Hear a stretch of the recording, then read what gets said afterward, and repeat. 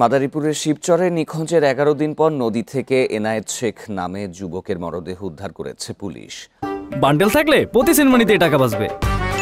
বিকাশ send money bundle কিনে জিতুন প্রতি লেনদেনে। শনিবার রাতে ময়নাকাটা নদী থেকে মরদেহটি উদ্ধার করা হয়। স্থানীয়রা জানান, শনিবার রাতে ময়নাকাটা নদীর তীর থেকে দুর্গন্ধ আসতে থাকে। নদীতে খোঁজাখুঁজির এক পর্যায়ে মরদেহটি দেখতে পান তারা। পরে মরদেহটি এনায়েতের বলে শনাক্ত করে পরিবার। এ ঘটনায় আইনগত ব্যবস্থা নেওয়া হবে বলে জানিয়েছে পুলিশ। জানা যায়, গত ২রা জুলাই রাতে পরিবারকে কিছু না বলে এনায়েত বাড়ির বাহিরে যায়। বাড়ি না ফিরলে পরিবারের লোকজন বিভিন্ন জায়গায় তাকে খোঁজাখুঁজি করে। পরে গত ৫ই জুলাই এনায়েতের বড় ভাই থানায় একটি সাধারণ ডায়েরি করেন।